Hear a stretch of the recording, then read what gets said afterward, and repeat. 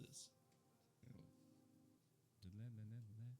Everybody poops sometimes. Give us this. Wake up, sweetness. Your first time should be more than special. I'm in, Savannah said. Good Lord, Gemma. When a man and a woman, in this case, really, really love each other, what happens is they fuck. Ooh, hello? Oh, dang it, I lost my fish. This next word almost sounds like Quidditch. Quidditch milade Diana Agosiagath an Fiedian.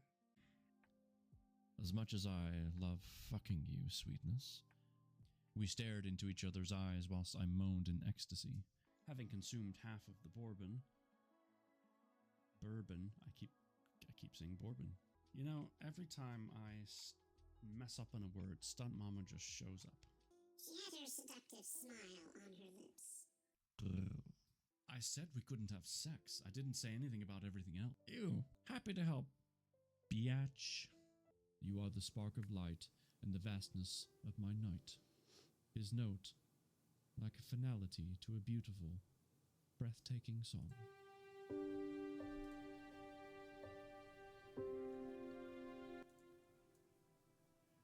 Oh, that was loud. Hi. Hi there. I have no idea what I just did to my music volume, but I know it was at 100%, so I changed it. But it's fine. Good to see you all. Stump Mama's mama, thank you. It's good to see you, and hi, Kay, if you can hear me. I know there's ads going right now, so I don't know if you can. Ah. Hi. Welcome back. Thanks so much. You hear me? Okay, good. I'm so thrown off. Like 5-ish minutes to 6. I'm in the kitchen, unloading the dishwasher, you know, doing normal things. And all of a sudden I hear, aren't you supposed to be streaming in 5 minutes? Crap. Whoops. But it's fine. We're here. We made it.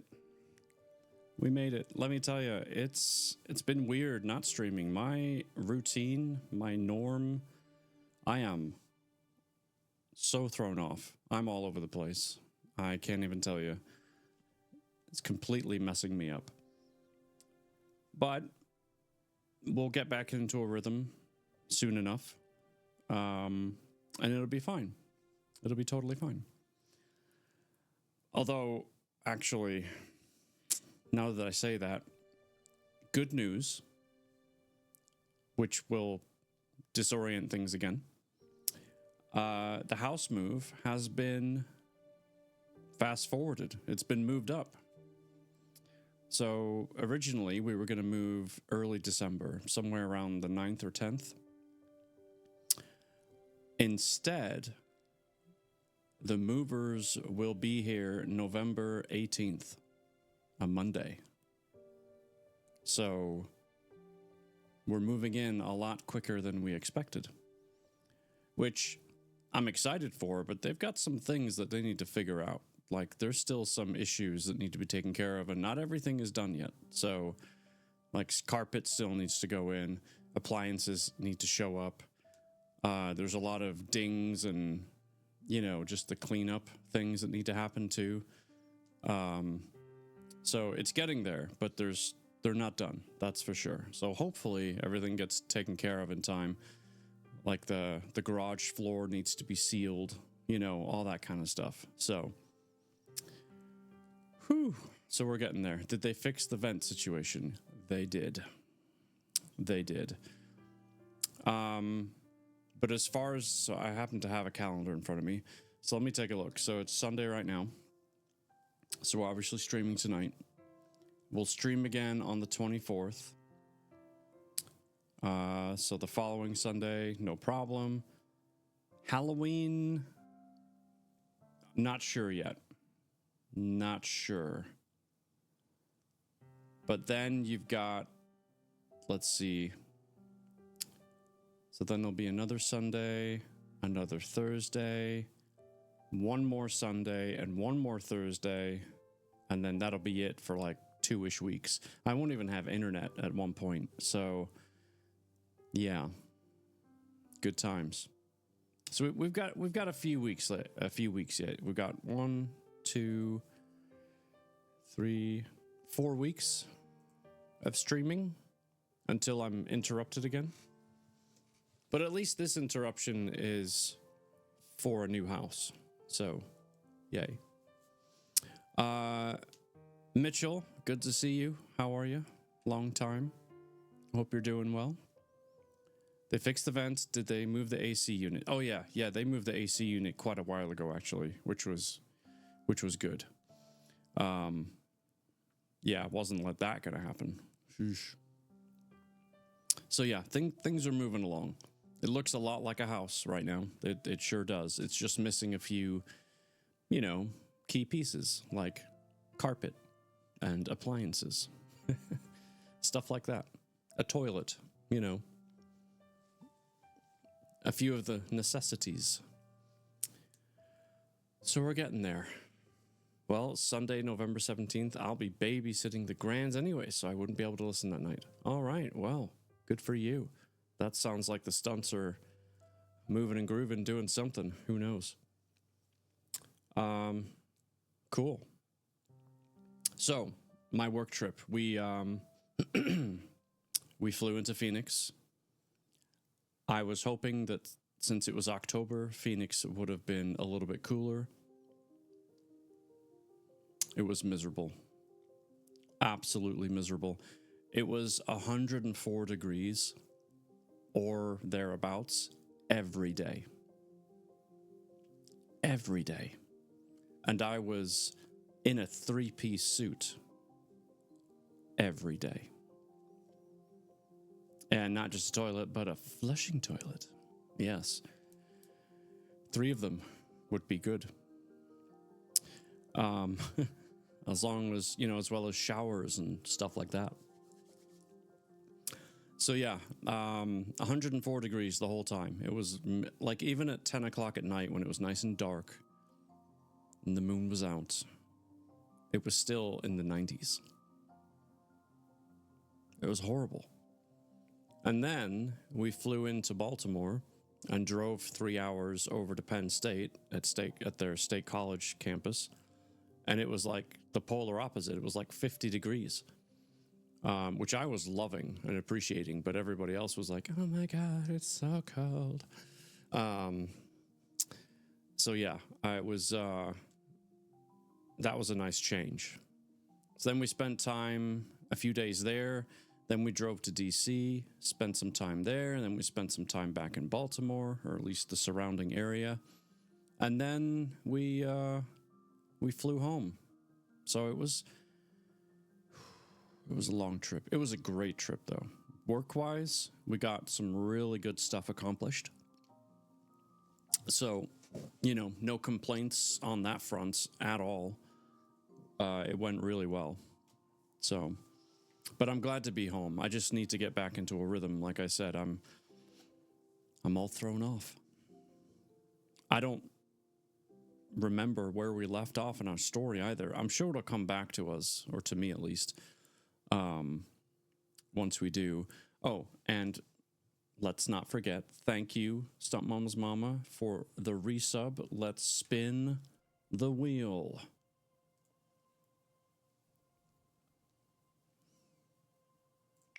Here we go. What do we got? Where's it going to stop? It's 5 regular curls. Love it. Hey, I still remember my commands. That's great. Nailing it.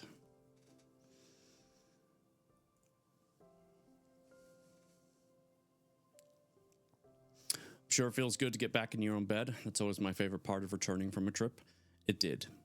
It definitely did. I had a lot of issues trying to sleep on this trip. I'm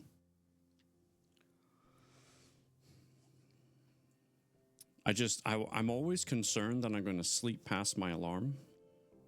And it's not so bad when you work from home, but when you know you have to go somewhere and you have to fight traffic or do all these extra things in advance before you even show up to the place,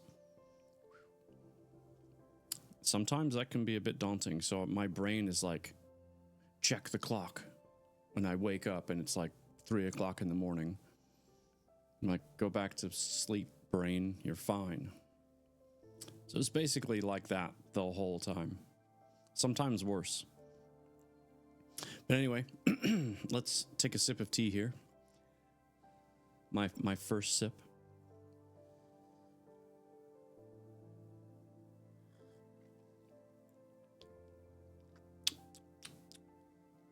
Thank God I have not forgotten how to make a good cup of tea. I need to take my med though.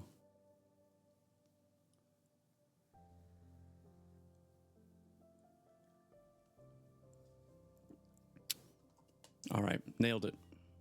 Put that back on the warmer.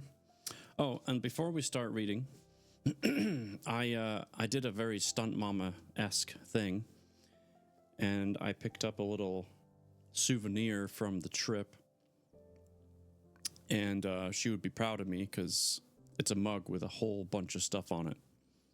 It's all landmarks from the surrounding area and the campus itself. All kinds of stuff on here. It's really cool. It's got a nice big handle for big hands. You know what they say about people with big hands? They need big handles. So there you go. She's not allowed to have that mug. What? Come on. It just says Penn State on it. It's fine. It's fine. You thought about collecting coffee mugs? Kay, you should see Stunt Mama's stream. She's got a different mug. She has a mug redeem, so she'll show the mug off every time if you redeem it. But she's got just a towering wall of mugs. It's pretty insane. All right. I'm just trying to think if there's anything else I need to update you on. Trip, house. That's pretty much it. I'll have to take a picture of her mug collection and post it. Yeah. Oh.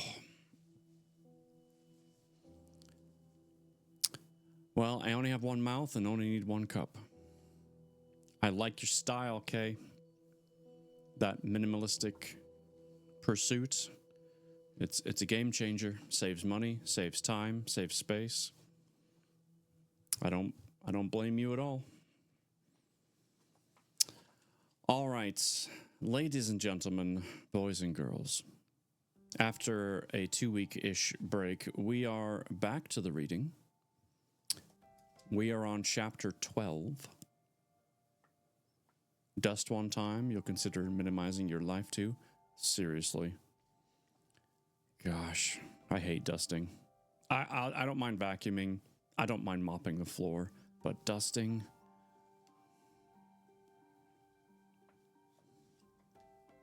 no thanks. Okay. The last thing I remember from this book is that the old lady knew that she was actually not a cat, really, that she was actually a human being, and that she told She told her to go back to Tristan, basically. That's what I remember. So, yeah. What was that? New Figgle. Hi. I'm not good at it. I can never get all of the dust. Me neither. Thank you so much for 4 months in a row. We gotta spin the wheel.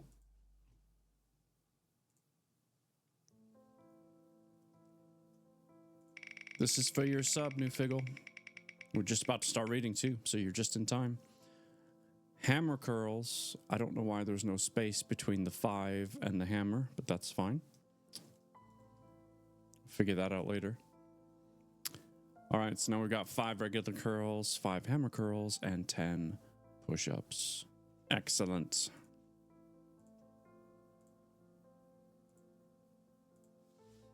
Okay. Thank you so much, New Figgle. How are you? It's good to see you. Let's get a shout out for New Figgle here. There we go. Okay, so you are absolutely welcome. You can yell at me anytime you like. Just running some D4. I don't know what that means.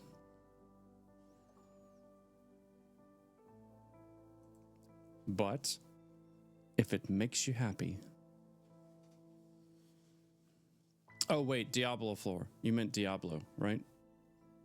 Diablo. I knew it. Cool. All right. Well, you enjoy Diablo. I will read to your ear while you're doing that.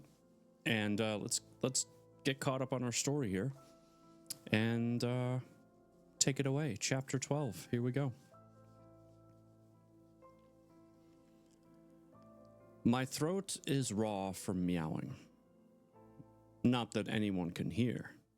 The roads are empty. The fields sleep in darkness, and Tristan's house is deserted. No lights peep through the closed shutters. The wicker chairs have been cleared away. I've come home to an empty house. Where's Tristan? I never imagined he wouldn't be here. I was expecting to be safe and warm back in the house. With my head hung low, I slip out of the property and pad down the country road. Although there are quite a few spots to take refuge in the garden, I won't be safe outside, especially if Maverio's watching the place. Mountains and mountains of tension have built up and are on the edge of exploding. If I don't scream out this frustration, I'll sink deeper and deeper into the darkness of depression. What have I done to deserve all this? A motorbike backfires, bringing me out of my morbid thoughts. I shift sideways, my tail skywards into the cover of a tiny passageway. The dim orange streetlight flickers behind me, shedding enough brightness to make out the edges of a cardboard box, peering out from behind a couple of dustbins. It pulls me like a magnet. Maybe this can do for now. I nudge it with my head before sliding in and curling up. With my tail tucked under my nose, I shiver. This is nothing like a warm basket and a nice smelling blanket. My thoughts hover, and my eyes sting from being open for so long. One of my melancholy bouts is on its way, thinking about the 7 months I've been hiding in a cat's body.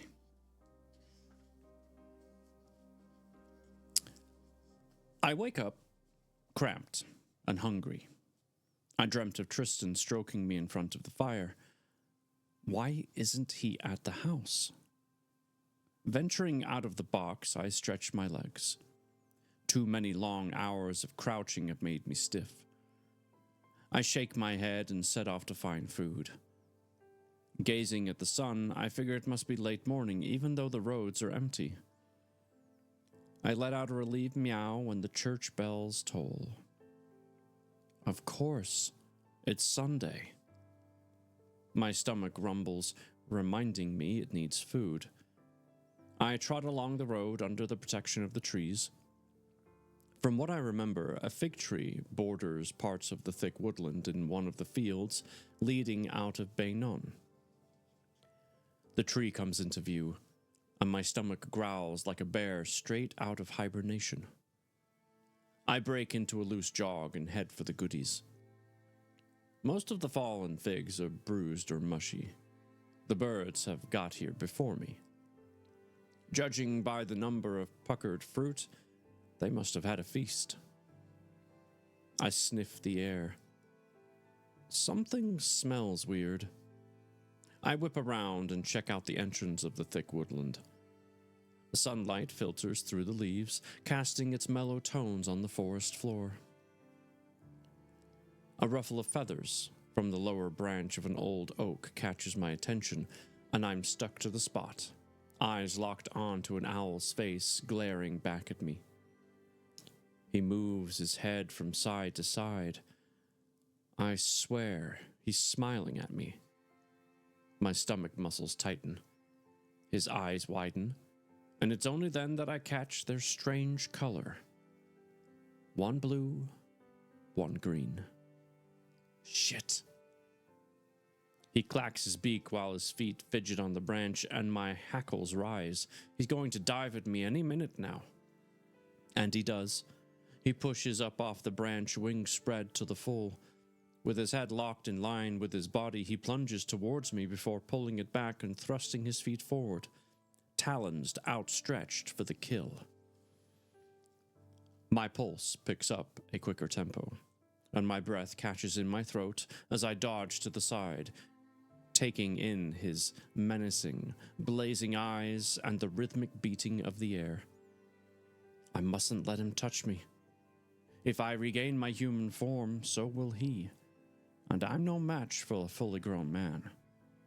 I may have more chance as a cat. He makes a snatch, only grabs my fur, and I stumble into the dirt. That was too close for comfort. I thought I was quick with 4 legs. Morvario is quicker with his wings.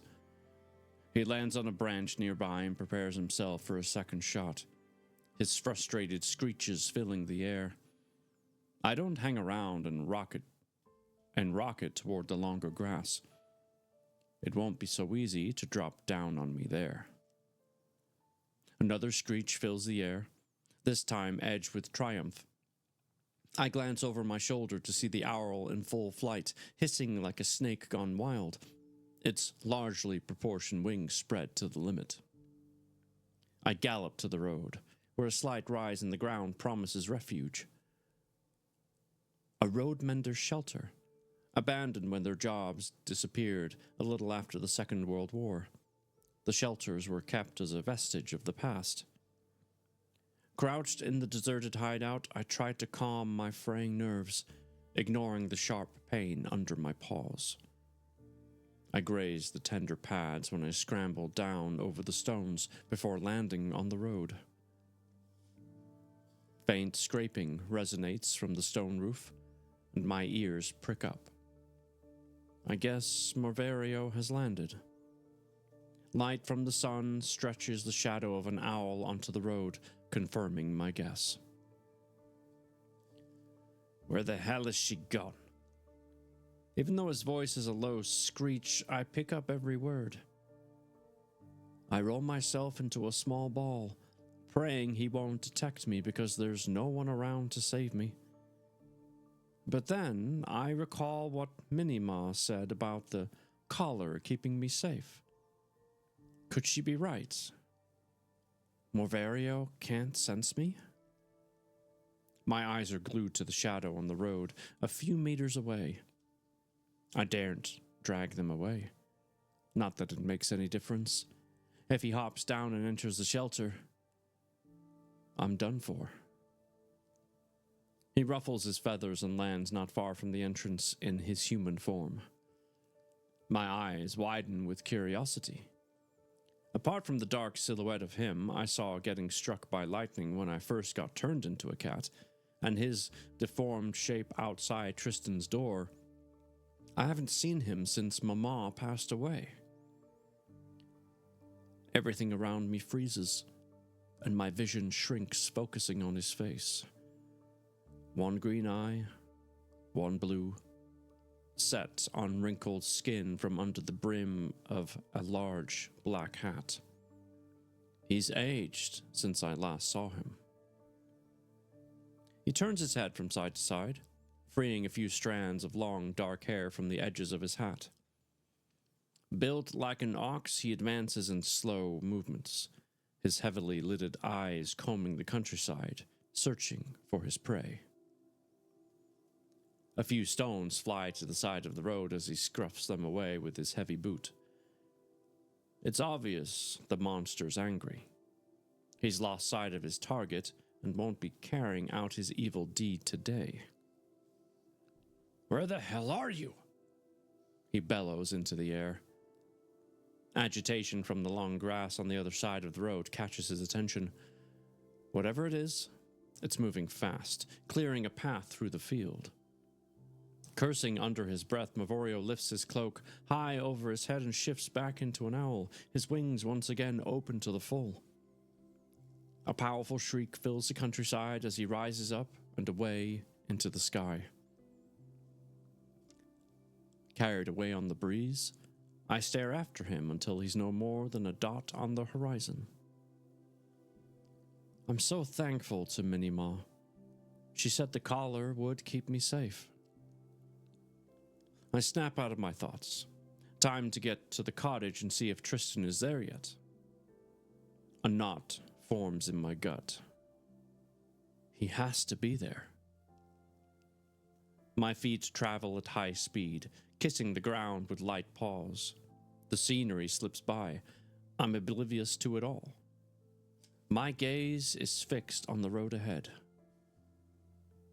I turn the last bend and Tristan's cottage comes into view. My pulse quickens with anticipation. The shutters are open and his SUV is parked in the driveway. No sign of Estelle's car. Good. Ignoring the pain under my paws, I race on, eager to get home. Nerves tingle through me like electrical sparks, and in an instant my legs have turned to jelly. Hardly able to move. I take in a deep breath and pad up the garden path, which seems to last forever. I don't remember it being this long before. I jump onto the window ledge and look through the glass. Tristan sits in his favorite armchair, a vacant expression on his face, staring at an empty fireplace. He looks so alone. Dressed all in black, he resembles a character from Les Miserables. With a trembling paw, I tap ever so lightly on the pane. At first, I get no response. I extend my nails and tap a little harder, and Tristan turns. A huge smile spreads across his face, and he rushes to open the front door. Gemma! He kneels and opens his arms. Tristan! I stumble onto the porch, let out a gigantic meow, and leap onto his chest, swallowing back my emotions. It's so good to be home and in his arms. I thought you were dead, he says, hugging me close. Where have you been all this time? Estelle said you had just ran off. Why? My throat and chest muscles are working like the clappers. I wish I could answer. Tell him how evil Estelle is. All I can do is purr. I bury my nose into Tristan's neck. Hell, I've forgotten how good he smells. When he eventually pulls back, I take in his beautiful face. Tears creep down his cheeks, and I lick the salty streaks. Please don't cry. He stands and puts me gently on the ground before wiping his eyes with the back of his hand. Disappointed, I ruffle my fur. It was nice and warm in his arms. Why can't I stay there? Hang on a minute. Where's your collar? And who put this velvet one around your neck? He crouches next to me and unties the band before turning it over and over in his hand. There's some sort of crest engraved on the inside, like the one on the leather collar and on Grandfather's letter.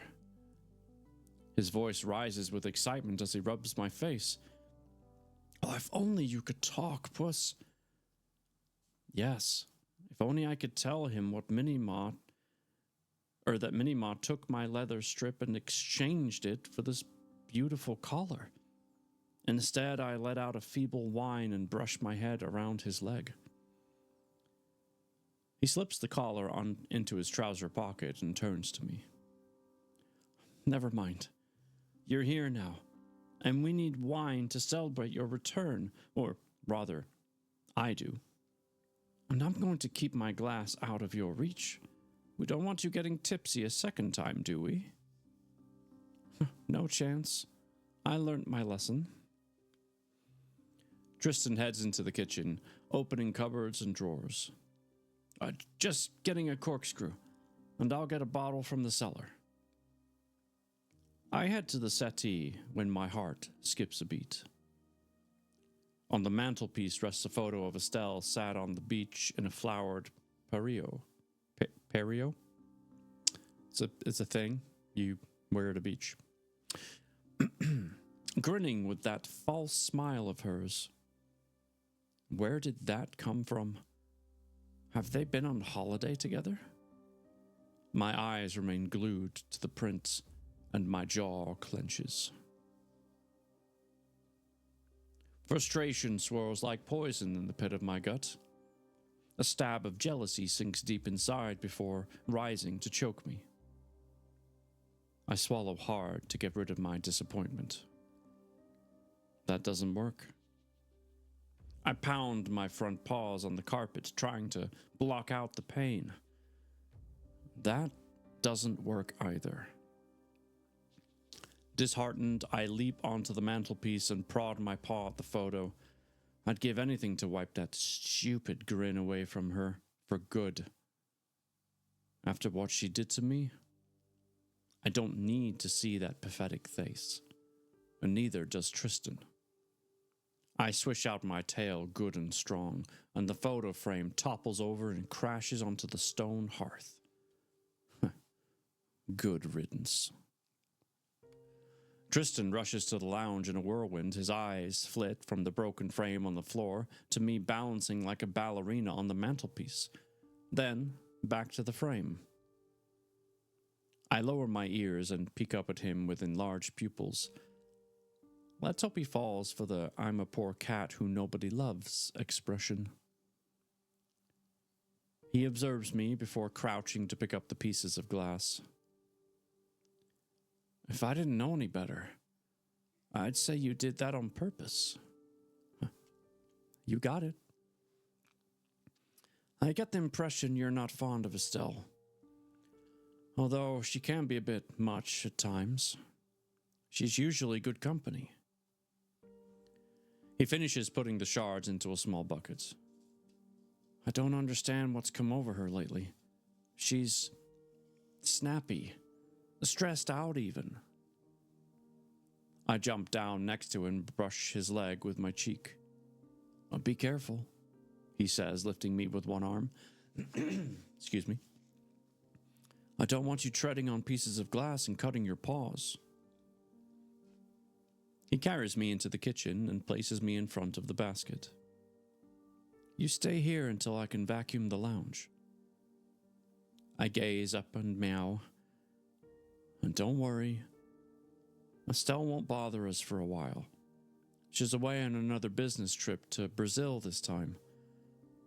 A survey to carry out on part of the Amazon rainforest. She won't be back until at least mid-November. Best news ever. At least Estelle isn't around to grab me, now she knows who I am. It's bad enough with Moverio on the prowl. Besides, I've been away for 5 months. She's probably given up on finding me. The vacuuming done, Tristan heads into the kitchen to the back door. I follow him outside and to the stone steps leading down to the cellar. I haven't been down here before. I've never had reason to. The cellar's old wooden door is scratched and dented, but seems to be robust enough to keep out bad weather. Tristan pulls back 2 solid metal bars, then slides the key into the lock and pulls the door open. It's dark and musty inside. No natural light ever reaches here. I take a step forward, hoping the walls won't close in on me. A frightened meow escapes from the back of my throat, and I curl my tail around Tristan's legs. It's okay, Puss. He slides a hand up and down the wall and hits the light switch. A feeble glow penetrates the cellar, just the right strength from my eyes. On either side of the dome-shaped walls, shelves are stacked with wine bottles arranged by age. An old oak barrel nestles at the far end of a long tunnel, and the ground has been left bare. Tristan searches for a good bottle, as he puts it. Shelves are layered with wine bottles of various sizes, all aligned in a neat way, their dusty tops pointing out at him. While he makes his choice, I sniff around, and for some unknown reason, something pulls me down the dim tunnel. I tread towards the far end, which I reckon has to be right under the cottage. The soil becomes warmer, a soft delight under my sore pads, and the air grows mustier. My nose itches. I inhale sharply before sending out a sneeze. A strange heat crawls up from my paws to every cell in my body. I've never felt like this before. It's scary, yet pleasant. I take a few more steps forward and paw at each patch of the earth. There's something buried there. I can smell it. Digging furiously, I suddenly leap back, my fur on end. The heat from the earth has taken me aback. What is it, Puss? Tristan approaches and crouches next to me. He runs his hand over the soil, scratching away the rest of the dirt. With trembling fingers, he picks up a small object and lets out a silent whistle. Oh my God, Gemma! You found the ring. I buried it here with Grandfather a little before he died. You're the key, aren't you? My eyes spring open. Key to what? Grandfather told me to leave it here until the right time would come, and I could dig it up. He said it mustn't fall into the wrong hands. Oh my goodness. Manja. I gotta make sure I don't lose my spot. Manja dude. What's up? Thank you for raiding over. I didn't realize you were live. But then again, I was late to my own stream, so there you go. What's happening? Dave the Diver. Oh, I remember you playing that a while back. Purple, good to see you. Brittany. Hi, Brittany. Hi, everybody. Welcome in. We're just getting back into a book that's been neglected for a couple of weeks because I've been gone. I just got back from a work trip a few days ago, so kind of just getting back into the rhythm of streaming and reading and all that good stuff. It's great to see you. Welcome. We had Dave the Diver. It was a lot of fun. We reunited a baby whale with their mama. As whales would say. Or maybe it's more like, thank you.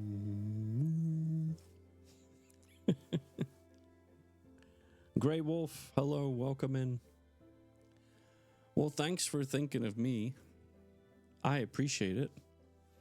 We, actually, I'm not sure how much we have left of this chapter. About 5 pages, give or take. Purple. I appreciate you coming over here and bringing your folks with me. Manja, if you gotta go do something, eat some noms, whatever it is, you do you. If anyone's sticking around, I appreciate you. We're reading this book here that you can see above my head in the corner, Xerenyse The Witch Cat. And yeah, we just hit a new twist in the story where well, not a twist, but we hit a part in the story where new information is being revealed. So you came in at a good time. So for those of you sticking around, by all means, sit back, relax, and I'll read you a story. As soon as I remember where I left off. Ah, yes. Yeah, this was probably my longest stream post-coma. I'm trying to get back into the groove of being awake for longer than an hour. Yeah, man, totally. I mean, you do what you gotta do. If you need to rest, you go rest. Because you scared a lot of us, by the way. Appreciate if you didn't do that again. Thank you.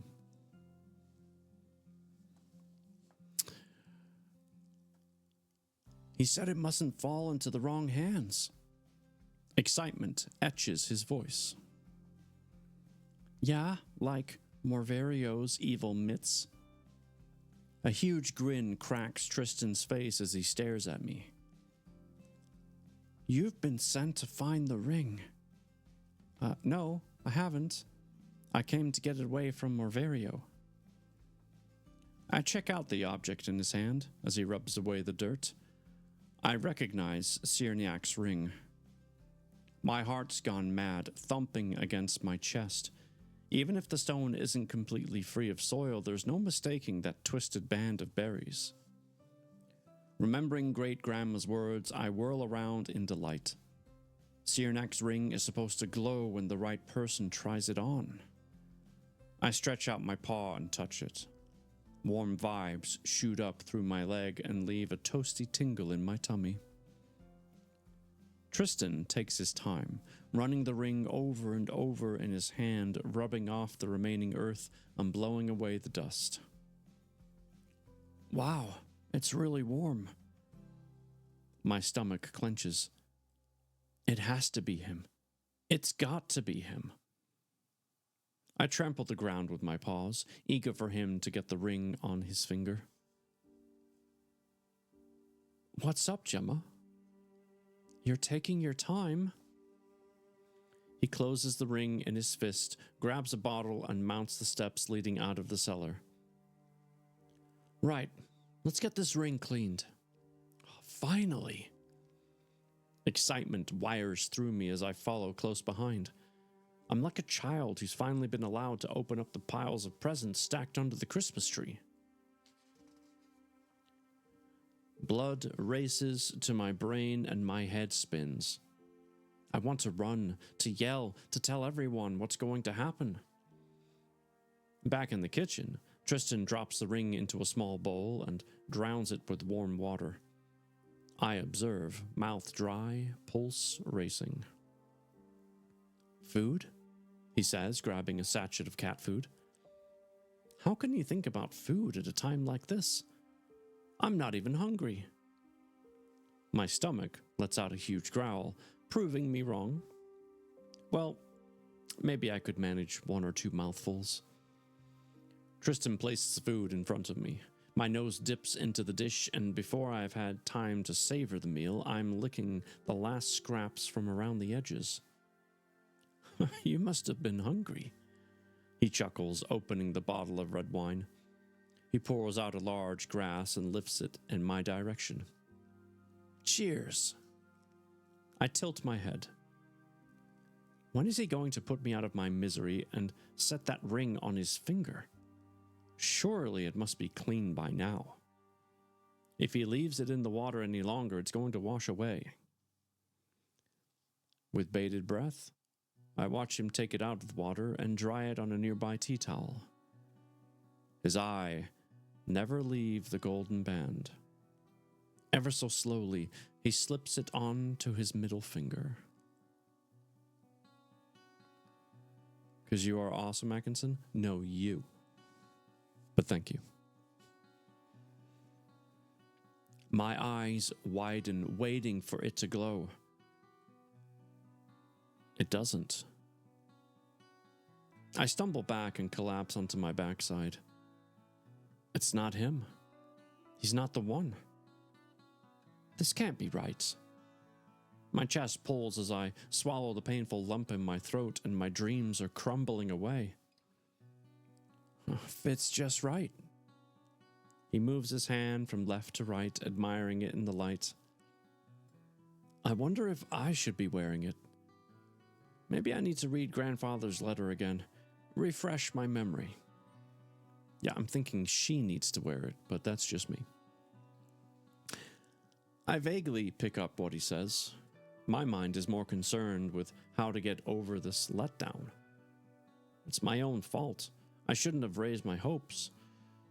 Was I reading too much between the lines? Thinking he could keep me safe? Come on, let's go upstairs. I haven't read Grandfather's letter for years. I know more or less what's in it. I'm sure he told me all I needed to know. I follow him into the bedroom and make myself comfortable on the bed. Tristan pulls an envelope out of a drawer in his wardrobe and comes to sit next to me. I expect the envelope to smell musty. A light fragrance of lavender fills the air. The handwriting is beautiful. Different shapes and strokes are written with expertise and care. He peels open the seal and takes the letter out of the envelope. And I guess it hasn't been read much. Its edge isn't fluffy from being folded and unfolded so many times. Not like the poem I once wrote for a school essay. I was so proud. I must have read and unfolded the piece of paper at least 100 times. As Tristan's eyes scan the writing, his hands shake, yet there's a huge grin on his face. At times, he glimpses my way, eyes sparkling. At times, he bites the inside of his cheek. I've never seen him do that before. I read this letter a long time ago, Puss, but things are happening. Pieces are beginning to fit together. I can't believe it. Worry gnaws through me as his face drains of all color. He read his grandfather's letter a second time, and then a third. When he's finally done, he places it onto the duvet. I stretch my neck to take a peep at the letter. From what I can gather, his grandfather explained the significance of being the guardian of the ring, and that he had to keep it safe from a person called Morverio. In a flash, I'm up on all fours, my head turned in his direction. Tristan knows about Morverio, or at least his name. My heart thumps in my chest. Can he put a face to that name? Deep in thought, Tristan examines the letterhead crest. I try to calm my heartbeat and take a glance at that beautiful calligraphy of what seems to be a poem. To fight all evil and find the light, the ring and gemstone must reunite. Find the guardian of the stone to gain your power, and stop the sacrificial victim's fatal hour. Drumming his fingers on the bed, Tristan's face lights up into a broad smile. He reaches into his pocket and pulls out the velvet collar Minima tied around my neck. Who put this around your neck, Gemma? I sniff at the gemstone. The smell takes me back to Minima at the old farm, and I let out a tiny meow. You know who this is, don't you, Puss? Yeah, Minima. That person has to be the guardian of the stone. He jumps up and rakes a hand through his hair, yelling to the room, "Oh my God, Gemma, I'm finally going to discover what all this is about. What I need to do? After all these years." I tilt my head to one side, wondering if he could be right. Minima? The guardian of the stone? He hasn't seen her. Then again, she knew about the gemstone keeping me safe, and she did say that Tristan could keep me safe too. When Tristan comes to a halt in front of me,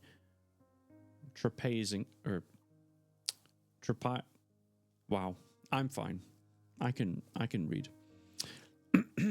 Traipsing up and down the room, my mouth runs dry. What's he going to say? "We need to find who gave you that collar and gemstone." With shaky hands, he returns the letter into its envelope. "You can't imagine how excited I was when Grandfather told me all about this. I wanted to tell all my friends, boast about being special.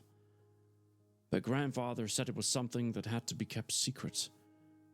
I had to bide my time and wait for the right moment. And that moment is now, Gemma." Tristan's face has taken on a rosy hue and his eyes flit around the room. "I still can't believe it," he says, replacing the envelope in the wardrobe drawer. "Mind you, now that all this is coming to light, I must admit, I'm a bit nervous. I still can't grasp the part about the sacrifice. That part's me." He slips the velvet collar into his trouser pocket once again. "Come on, I need to eat something. My brain refuses to work on an empty stomach. In any case, I'm exhausted and wouldn't mind having an early night. That's if I can sleep." He walks out of the bedroom and we both head downstairs. Tomorrow, we'll find a way of reaching the person who gave you the collar. And that concludes chapter 12. Oh boy. All right. So she's been reunited with Tristan, thank goodness. And they found the ring. Thank you, Mitchell. Good stuff. So this, just as a quick reminder, this book is... I will. I swear. It's 199 pages. Chapter 13 starts on page 128. So, 71 pages, give or take.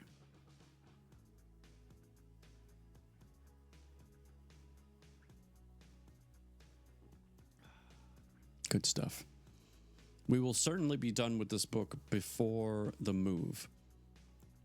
So, because of the timing, I won't start the next one until after I'm, well, settled enough in the new space, because that just wouldn't make much sense. So we'll read this until it's done, and then we'll figure out something else to do in the meantime.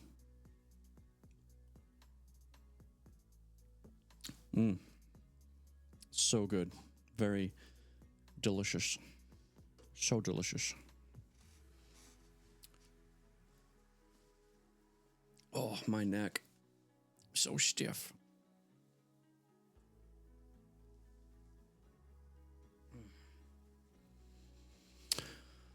Okay.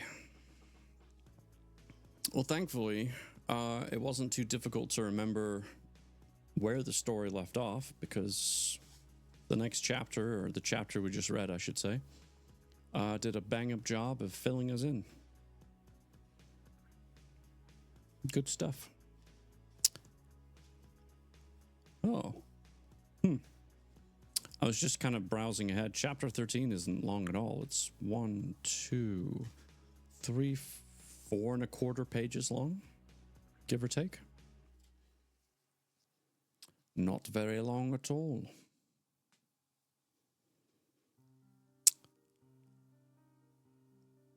Well, I guess with that being said, chapter 13, here we come.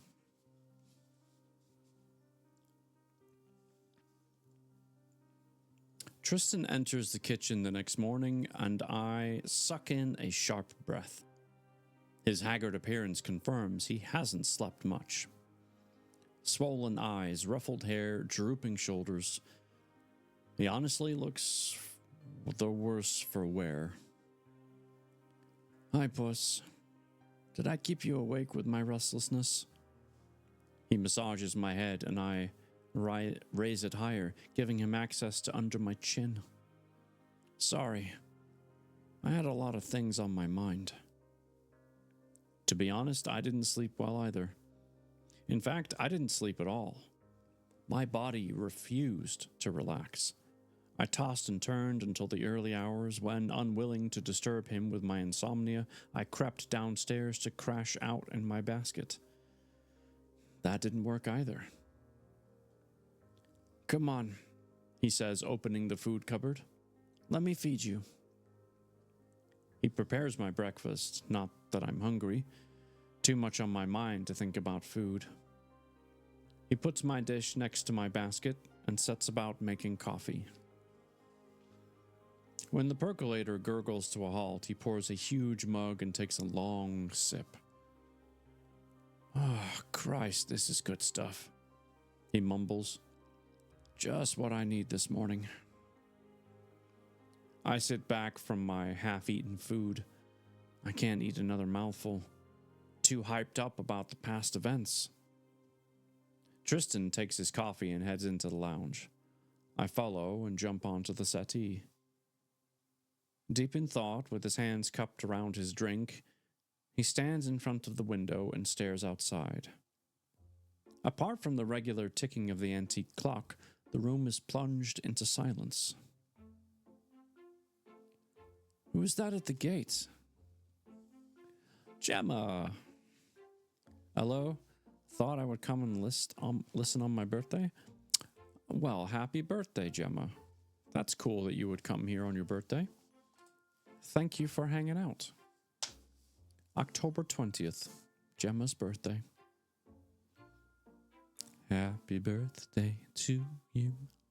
I hope you had a good time.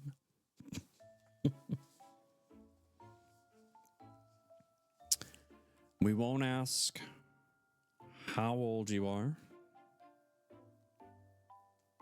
because that is not polite. But whatever the number is, happy birthday, and many more. Oh, and there she did. She threw it out there. Okay. Well, now we know. She turned 42, doesn't look a day over 41. It's true. Seriously, though, happy birthday. I'm honored that you would come in here and spend it with little old me. So, thank you. I hope you didn't have to work.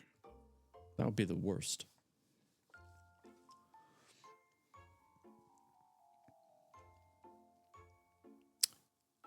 Let's see.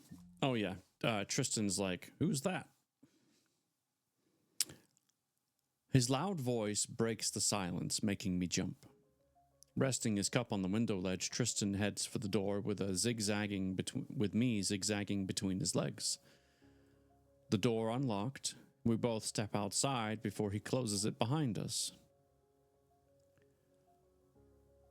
Xerenyse. I swing my head around and my mouth fills with a bitter taste. Moverio opens the gate and enters the garden. Shoulders back, head high, one confident step after the other. Dressed all in black apart from a midnight blue cloak. Falling in graceful folds from his shoulders. He's the devil incarnate. Oh, and there's an ad break starting in like 50 seconds, just so you know. A choked cry for help escapes from the back of my throat. Only a strangled meow finds its way out. Morvario's sparkling eyes expand until that's all I see. One green, one blue. With a glint in his eye, he approaches and addresses Tristan. Good day to you, sir. I believe you've found my cat, Xerenyse. My eyes widen and my heart thumps in fits and starts as I dig my claws into Tristan's shoulders. Pick me up quick. You close the door and I can't get back into the house. I'm not sure whether Tristan can read my mind or if he grasps my disarray. He stoops to take me in his arms and grips me close. What makes you so sure it's your cat? She turned when I called her, didn't she? I don't like Morvario's tone. Low and authoritative, it sends shivers up my spine. Tristan grinds his teeth. Please don't let him fall for Morvario's reasoning, and please don't let this monster touch me. Tristan gazes at me and then back at Morvario. She did, indeed, yet somehow she seems scared of you. The corners of Morvario's mouth twitch before he makes a sound in the back of his throat, something between a grunt and a snigger. Out of nowhere, heavy clouds float in front of the sun, and the garden has grown dark, like Morvario's mood.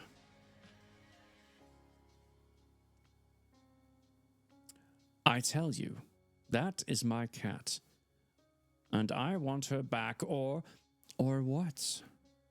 Tristan cuts him short. Morvario's lips press into a white slash and form the glare in the eye. He's far from being amused. Maybe we can come to some agreement. If I were you, I'd get the hell out of here. You're trespassing. Tristan's chest pounds hard against my body.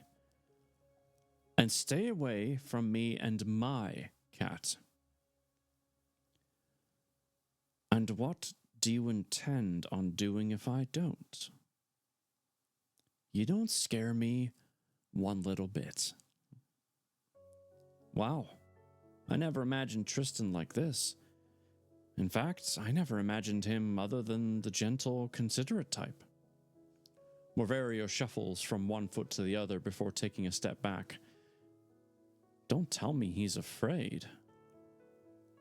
You're playing with fire and are sure to get burnt. Morvario's voice has sunk into a hiss, taking on a tone of playful menace. Don't even think of threatening me, Tristan says, his expression set in a stone mask. Now, goodbye. A ghost of a smile plays on Morvario's lips. You don't know who you're talking to. I shudder and Tristan senses it. He reassures me with a tap at the top of my head. And you don't know who you're talking to. Morvario chuckles. It sounds anything but humorous. Yes, I do. You're Eldric's grandson. Tristan's arms squeeze me tight, and I'm just as surprised as he is. Dan. Well done with almost second. Yes. Tristan, I know more about you than you think. Morvario pulls off one of his leather gloves and slaps it in his open palm. His face turns to scarlet, and the indigo vein on the side of his neck throbs. Thrusting his hand into the pocket of his cloak, he pulls out what looks like to be a wild boar's tusk and brings it to his mouth. A penetrating blare fills the air. I leap out of Tristan's arms, yowling at the top of my voice. The shrill whistle pierces my ears, rippling like a wave. It drills my brain as if someone has attached a live wire to every nerve in my body. Spinning round and around, I screw up my eyes, trying to blot out the noise. The deafening fracas stops as abruptly as it started, and I collapse to the ground, drained of all energy. My mind completely numb. In the moment it takes to get to my feet, Moverio steps forward and stretches a hand towards me. I try to move away. I'm not quick enough. His fingers only graze my back. It's enough. The high-pitched whistle is now replaced by my own ear-splitting wail. I fall onto my side and watch my forelegs extend in front of me. The pain is so intense, I'm sure someone is stretching my body on a medieval torture rack. My bones dislocate as cartilage and ligaments snap. My fur disappears into my body, replaced by milky white skin. My head swells and my whiskers retract. I attempt to stand. Sharp pain lances through my limbs, preventing me. My whole body feels beaten. Every movement causes my muscles and bones to ache. Tears of pain trickle down my cheeks. Out of nowhere, a black mist swirls towards us, and I catch a glimpse of my family. Or is all this in my mind? We're here, Xerenyse. We'll change you back. No. My shrieks ring in the air. I've hardly had time to get over the excruciating pain. I can't take any more. They ignore my pleas. Sprinkling shimmering moon dust in a circle around me, their mumbling begins. I know what's coming, and my muscles tense. Searing, fiery shots pulsate through my body while my vision blotches with vibrant reds and gold. Bones split and shrink as fur grows over my body once more and my whiskers return. Pain comes and goes with every new change. Just enough air manages to get into my mouth, allowing me to breathe. I shrink at such a rapid rate that I'm amazed the earth hasn't eaten me up. My screams turn into desperate meows, and in a flash, I'm back in Tristan's arms, chest heaving, panting like I've just crossed the 100-meter finish line. Moverio's face goes ashen, and his eyes freeze over as they focus on me. The same vein throbs once again in his neck, and his hands clench into tight fists as he turns and storms out of the garden. And that ends the chapter. Xerenyse. Okay, I have to admit, I'm a bit puzzled. No worries, Kay. Have a good evening. Thank you for hanging out. I'm a bit perplexed by that chapter. Not the first. Absolutely. I'm not confused by the first part. I understand that Moverio would have tracked down Xerenyse, aka the cat, and that he would come knocking and basically try to play off this whole, hey, that's my cat, thanks for finding her. Reaching out and touching her, turning her back into a human, I get that too. But why would her family just suddenly appear and then do this whole routine thing to turn her back into a cat? And also so quickly, because last time, when she was turned into a cat, it was kind of a process, if I remember correctly. And I may not be remembering correctly, but I'm pretty sure there was like it was a whole thing. Like, it wasn't just sprinkle some salt, say a few words, and poof, you're a cat. There was more to it. Now, I'm sure in the next chapter there's going to be more revealed. you know, Tristan's gonna certainly have a few words to say about it. But why would Moverio just leave? Wouldn't he try again? Wouldn't there be some sort of dialogue between him and Tristan? I am confused. Very confused.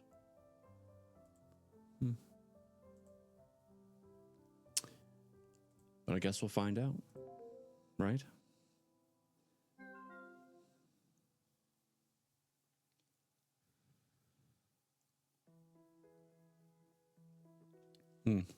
That's some good tea, though.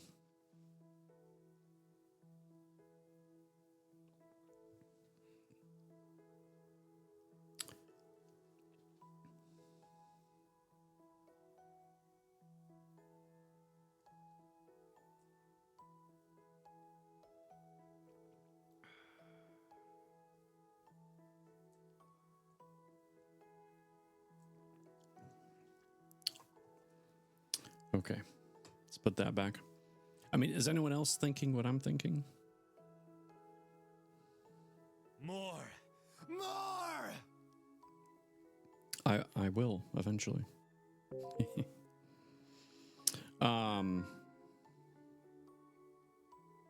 Yeah.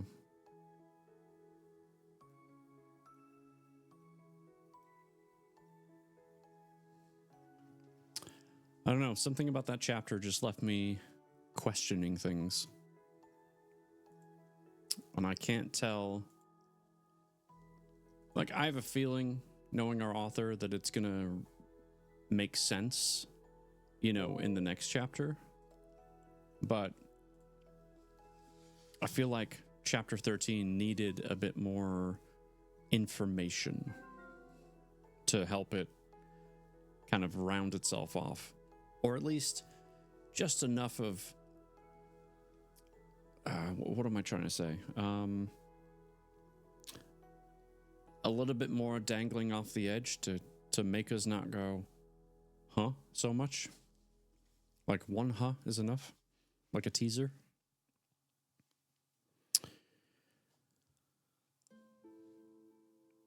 Well, I guess we'll find out. Let's read chapter 14. We'll put all of our questions to the side and see if they get answered, shall we?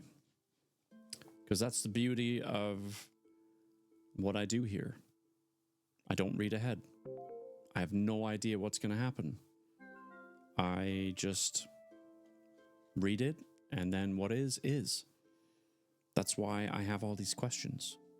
Same questions that someone else might have reading anything for the first time. So, enough with the questions. Let's find some answers. Here we go.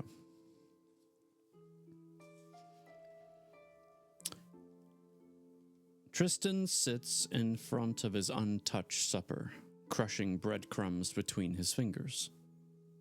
His gaze is anchored onto mine, and I bet all the fish in the sea he's mulling over that brief instant he saw me in my human form this morning. Not one word has passed his lips, and he's made no attempt to touch me. Radio silence since the episode in the garden. I also don't know why I keep rejoining the puzzle over and over again, but it's fine. You're human, aren't you? He's finally broken the awkward hush. I blink slowly and meow. Tristan shakes his head, and I reckon he can't turn any paler. I saw you in flesh and blood. It was for no more than a brief moment. You were there. From the way his eyes flit around, he's having a hard time coming to terms with all this. And I've never seen him chew his thumbnail before, even when Estelle gets on his goat. The expression on his face when he saw me as a human sends a rush of disappointment reeling through me. His eyes went from disbelief to shock within a few seconds. Thank goodness it didn't stop him from picking me up when I changed back into a cat. Grandfather talked about witches and the possibility of shifting, he says, gazing at a spot over my head. I never thought I'd see it with my own eyes. What can I do? I can't force him to accept my situation. At times, I find it hard to accept myself. You're not my little cat, are you? He says, shaking his head. I can't believe what I saw. He rubs his hands over his face. Things aren't going to be the same anymore. I agree. This is a crazy situation, and he's still got so much to learn. Overcome with frustration, I rush up the stairs, too painful to carry on looking at his sad face. Wait! Footsteps approach the bottom of the stairs, and I glance over my shoulder to find Tristan hurrying behind me. We need to talk, he calls. Talk? I can't utter a word. Great conversation we'll have. Xerenyse. His deep voice calls out to me, and my feet come to a halt. He's called me Xerenyse. Is he ready to accept me for what I am? I trot back down. Oh my God, you are human. He shoves his hands deep into his pockets and looks to the ceiling, eyes shut as if in silent prayer. His strong breathing is all that breaks the uncomfortable silence. He takes his hands out of his pockets and rakes them through his hair. You're a beautiful cat, and for what I saw during your transformation, an extremely attractive woman. That's what you're thinking about right now? My pulse quickens. That's the first nice thing he said since our meeting with Morverio. I want you to know that I'm gradually coming to terms with the fact that you are human. And I'm sorry I've been neglecting you. I simply needed time to get my head around this incredible situation.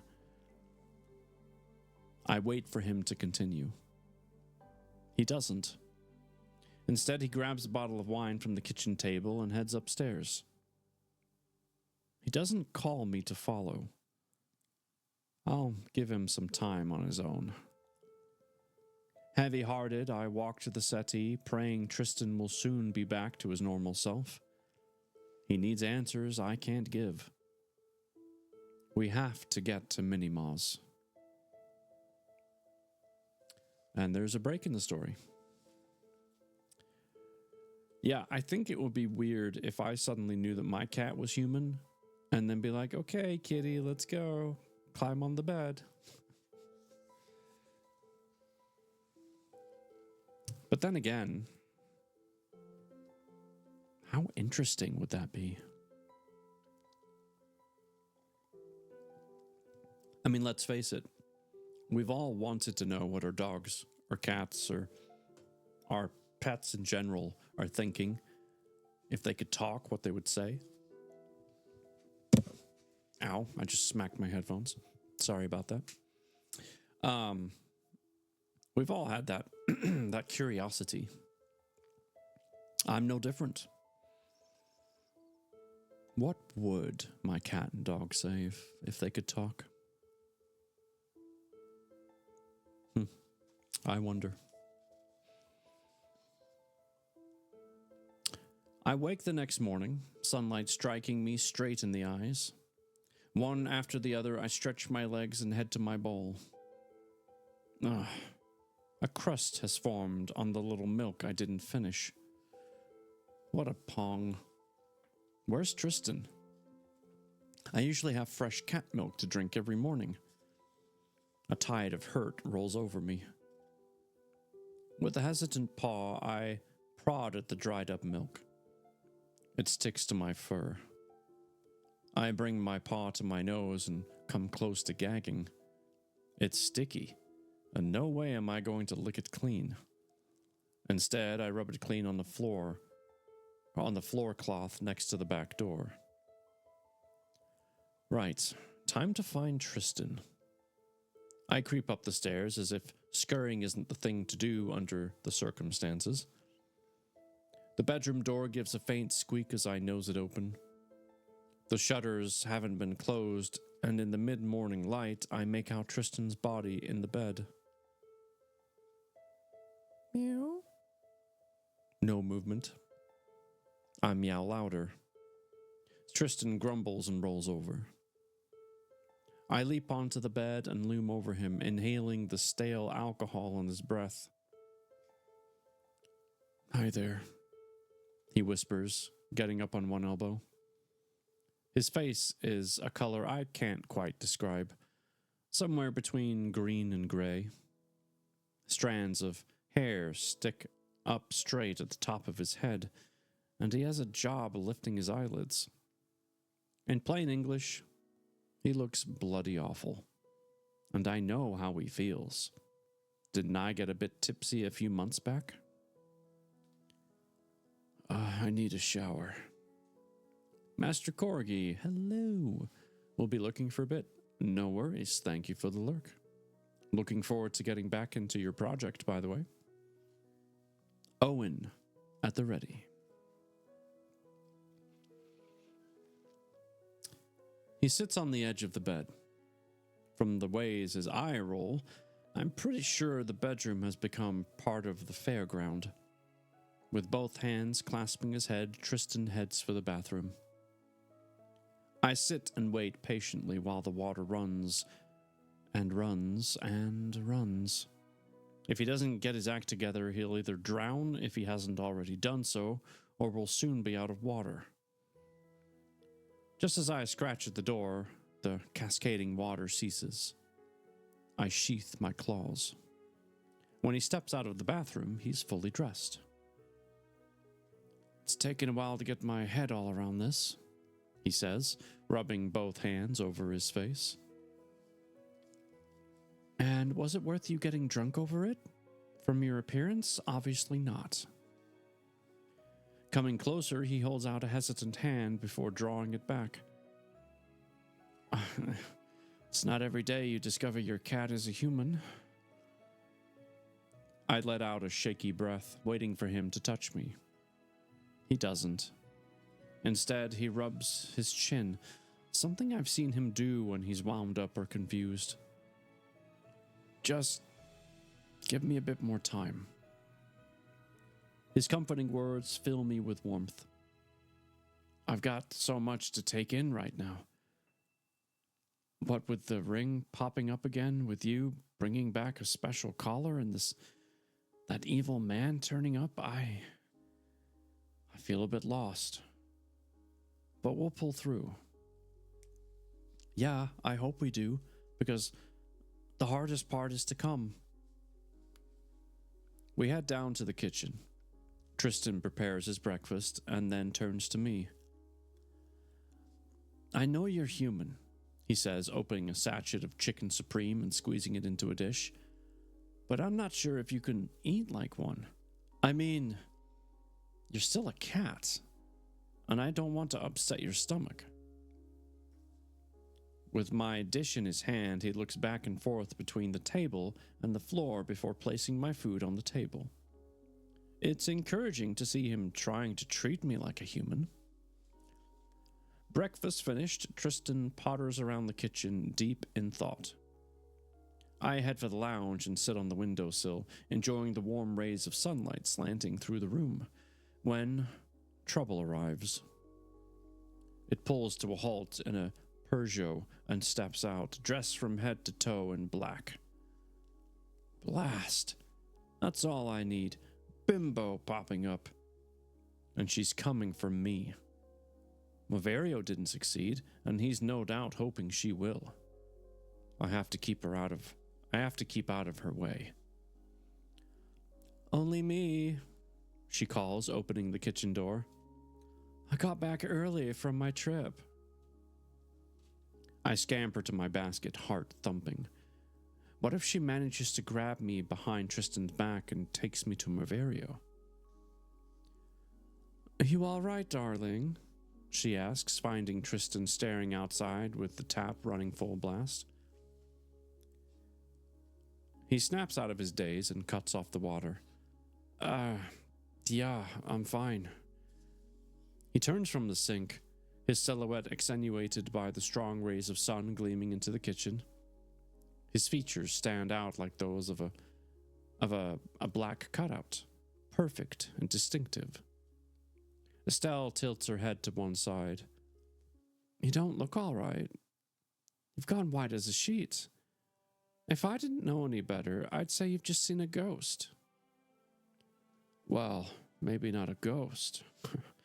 He forces a weak smile and turns to me and my basket. Estelle follows his gaze. Oh, the lovely dear has come home, she says, clenching her fists. Yeah, and no thanks to you. What a clever little cat. I told you she'd make it back. I still can't make out why she ran off when I took her out of the basket at the vet's surgery. I leap out of my basket, my hackles raised. You lying toad. Aren't we lucky? She says, shooting a dirty look my way. So, why the long face? Tristan shrugs. Some days we get up feeling under the weather for no particular reason. Today is one of them. Nicely said. I would have gone straight to the point. Well, I'm here to cheer you up, she says, wriggling into his arms. From the expression on Tristan's face, he's not in the mood. Lips pressed together, clenched jaw muscles, not to mention his eyes, which have reduced to thin slits. He releases Estelle's hand from behind his back and pulls a face. What's up? Don't you want me to raise your spirits? Or raise something else, for that matter? She twirls a curl around her finger. I can't put up with this anymore. Her implied gross hints make me want to gag. I return to my basket and put a paw over my head. Even the sight of her makes my skin crawl. Worried your little cat won't like it? Estelle says. Tristan rolls his eyes. What is it with you always making nasty comments about Gemma? He pushes away from the sink and disappears into his study. I reckon he needs a bit of peace and quiet, but I don't want him out of the way in case Estelle makes a grab for me. The door clicks open. Here, boy. Who is Estelle calling? Do we have visitors? We do have visitors. It's a super SB. What's up, dude? 24 months in a row. In some places, we call that 2 years. My goodness. Thank you so much for the resub. 24 months. That's a heckin' long time. It's good to be back, sir. It's good to see you. How the heck are you? And while you answer that, let's switch over. For the Wheel of Destiny. This is for you, sir. Survey says, more hammer curls. I should actually do some. 5 curls, 10 hammer curls, 10 push-ups. Okay.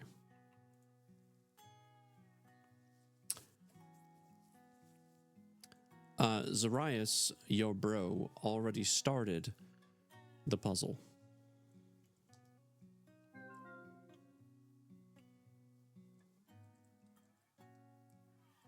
Hold on.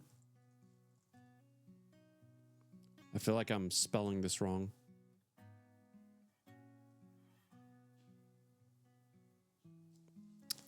Typical, leaving me to clean it up? Yes, pretty much. Pretty much. That sounds about the size of it.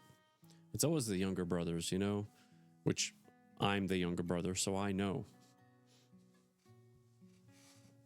They always start something, never finish it. Unbelievable. Unbelievable.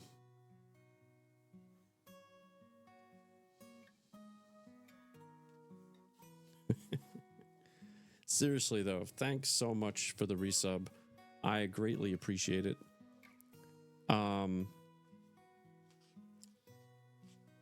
Once this chapter ends in a few pages, we will do some of these exercises that I owe. Although I'm gonna have to reconfigure the camera because right now it's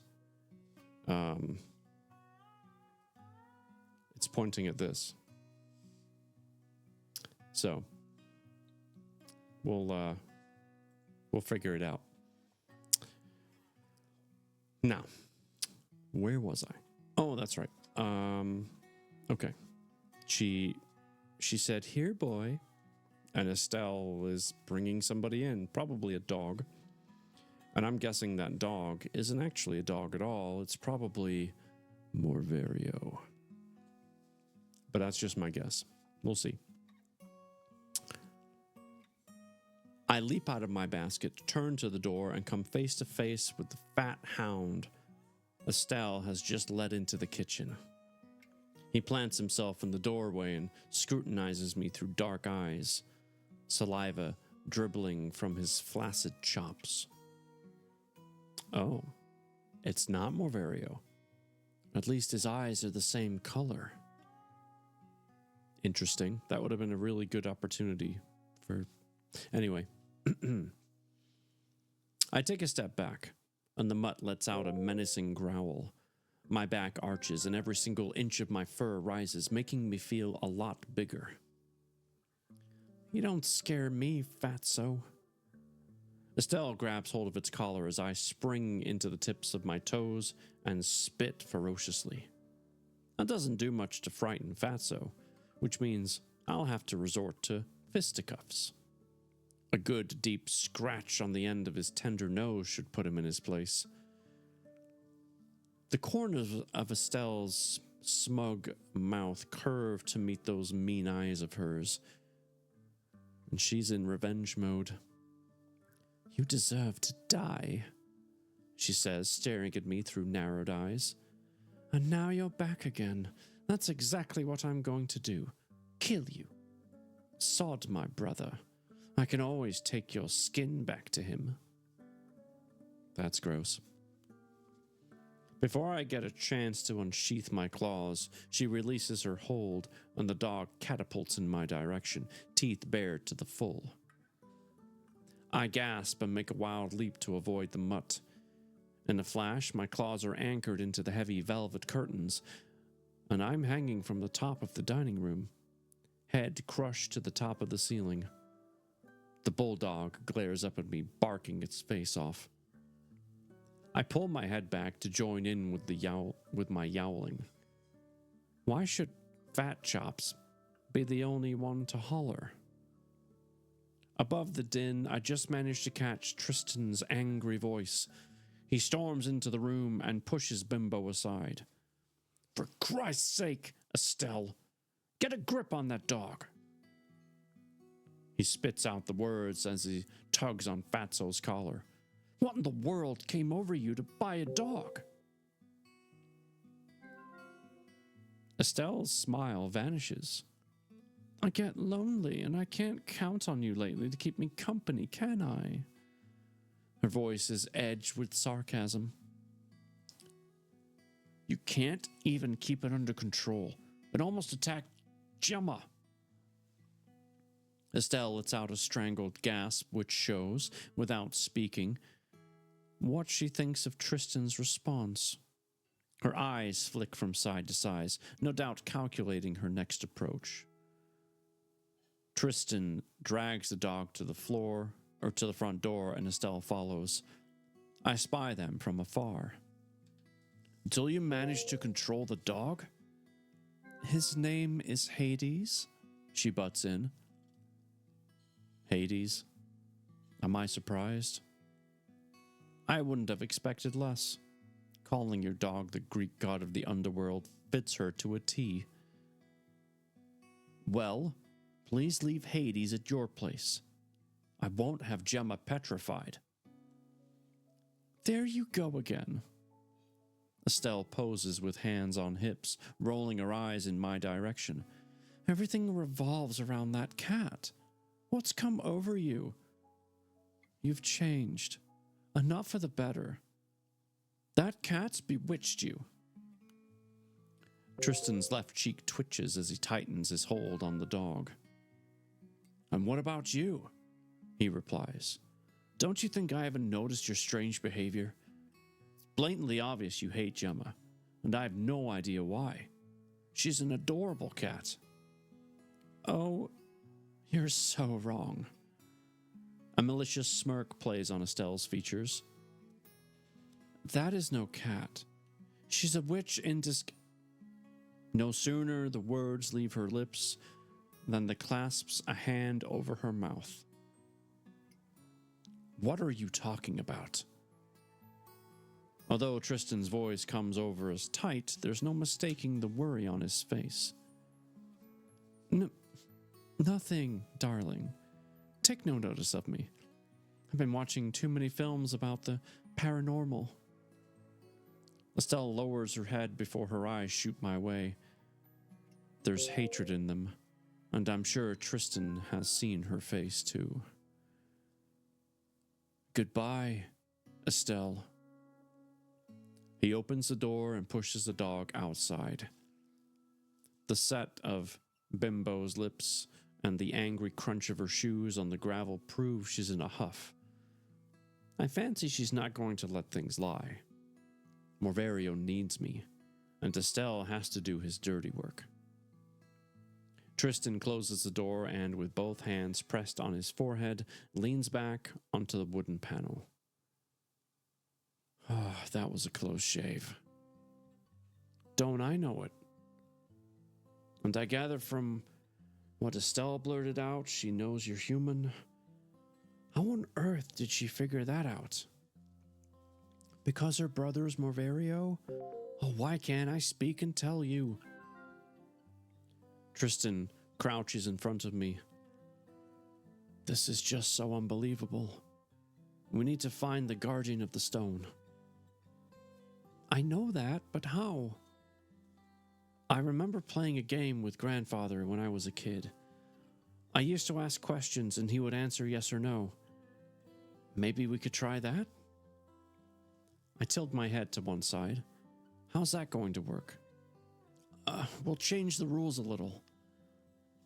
He settles on the sofa and I leap up next to him. I'll ask some questions, and if your answer is yes, you meow. And if the answer is no, tap your paw. Do you understand? I let out a long wail. Oh my God, this can work. Meow. His eyes sparkle and my belly flutters. Do you know who took your collar? Meow. Blink twice for yes. Who was it? My eyes widen. I can't answer that. Oh, blast. I have to get my question right. I forget that one. He rubs his hands over his face. Can you take me to that person? I close my eyes and meow. You're wonderful, he says, caressing the sides of my cheek. This is all coming to light. I bury my head in the crook of his arm, asking myself if he thinks I'm wonderful for who I am, or because I'm helping him find the guardian of the stone. And now there's a break in the story, which means I get to take a sip. Ba-ba-da-ba-da-ba.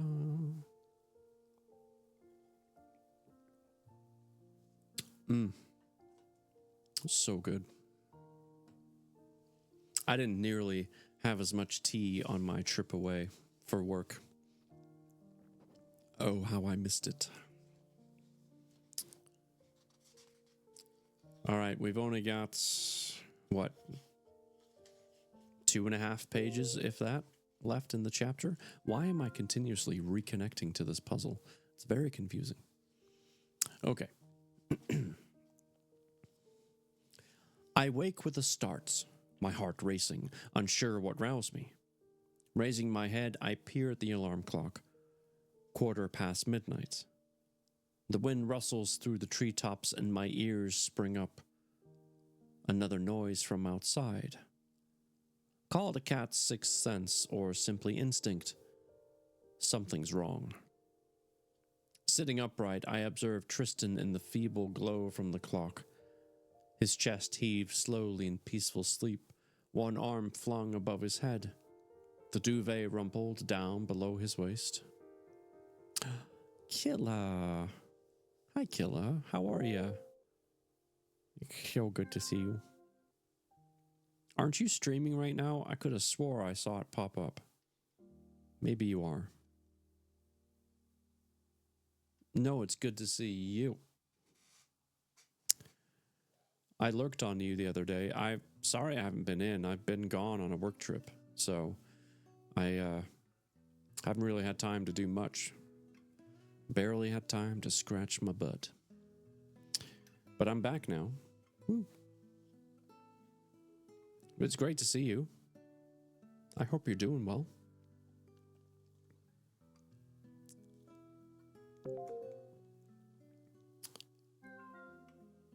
This puzzle is driving me crazy. All right. Another bizarre sound from outside, and in a flash, I'm padding across the bedroom. I leap onto the window ledge and spy through the slits in the shutters. The garden is submerged in darkened silence. A silhouette hurries in the front of the house, darting between patches of shadow formed by the tall bushes. The figure avoids the gravel on the pathway and tries the door. I head for the top of the stairs and take a few steps down. The glow from the streetlight stretches the person's menacing profile all the way down the hallway. Like the wolf from the Three Little Pigs fairy tale, he puffs and pants before retreating and heading to the back of the house. Ever so slowly, I creep down the stairs and into the kitchen. Muffled squeaking from outside the back door brings me to an abrupt standstill. A bluish-white light flashes across the window, and I dive out of sight. Why? I don't know. The ring is in the house. I'm protected. Maybe it's just by reflex. The light disappears before it shines down the hallway. He's returned to the front of the house. I creep into the hallway, hugging the wall. A click brings me to a standstill, every part of my body on hold except for my heart. Even so, it stammers unevenly. The letterbox eases open and Moverio spots me, his multicolored eyes sparkling in the light of his torch. So, there you are. His voice is hoarse, the glimmer in his eye triumphant. I force a scream. The only noise that escapes is a thick, strangled whine. My limbs won't stop shaking, sending my fur spiking on end. The letterbox snaps shut, and he stands to his full height.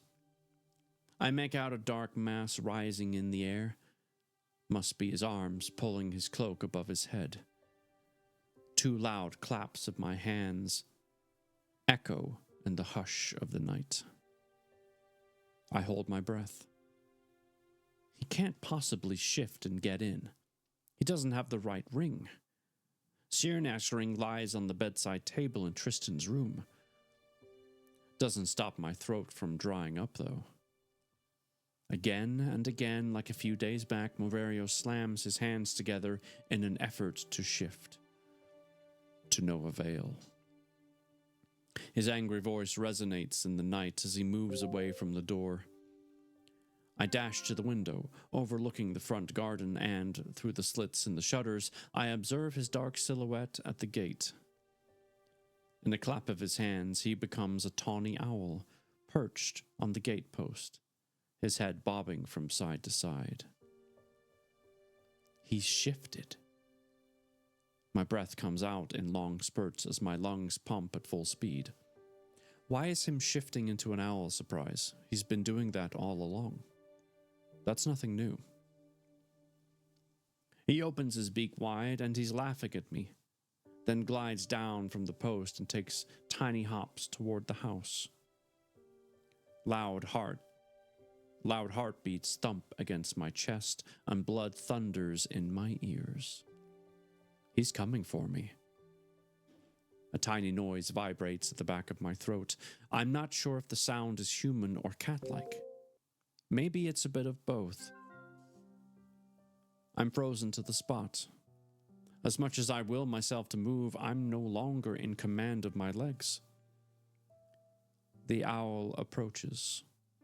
No sooner has it hopped onto the front porch than a huge dark mass takes shape. The owl's screeching fades, and Maverio is back in human form, eyes glaring at the house. After a long moment, he backs away, tugging on his cloak. The way he kicks out loose stones warns me this is far from over. And that ends chapter 14. Page 144, so about 55 pages to go.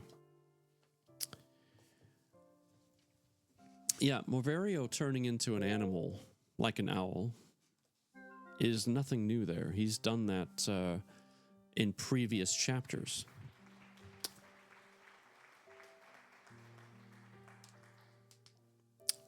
So this whole thing about him needing the ring to shift, I can't remember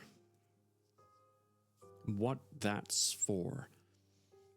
I know it's important. I know it's necessary. I just don't remember why. Maybe we'll get reminded as we get closer to the end of the book.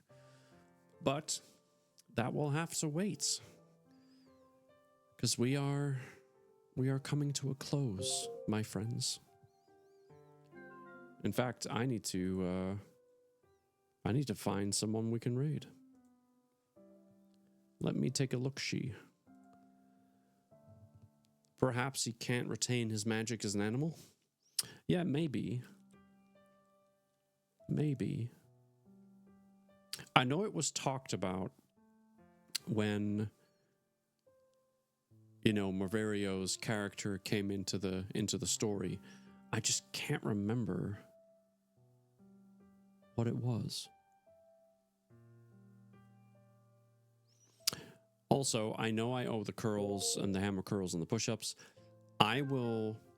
For Thursday, I will kind of reset up my other camera so that it's not staring at that. I'll set it up so that it's facing the room, and then that way I can do the workouts without anyone saying I didn't do it. Because I did. Or I will. I promise. But yeah, so we'll be back on Thursday. We're also going to continue reading Iron Flame Thursday evening.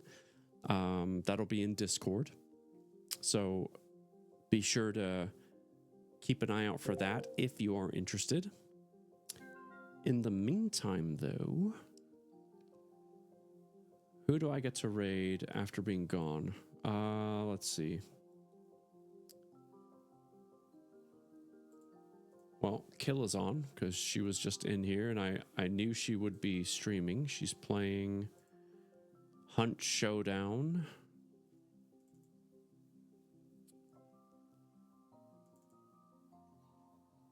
Let's see. She looks very focused right now. She's staring at something. I don't know what it is, but she's staring intently. Her gaze poised as the information seeps through her eyes into her brain. Either that or Cam's frozen. Oh, nope, she moved. It's not frozen.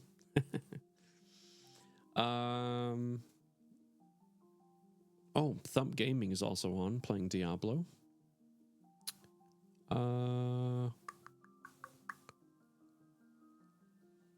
What's your preference? Diablo or Hunt Showdown? Or are you going to just leave it up to me? Because I know you would. All right, fine. I'll do it. I'll do it.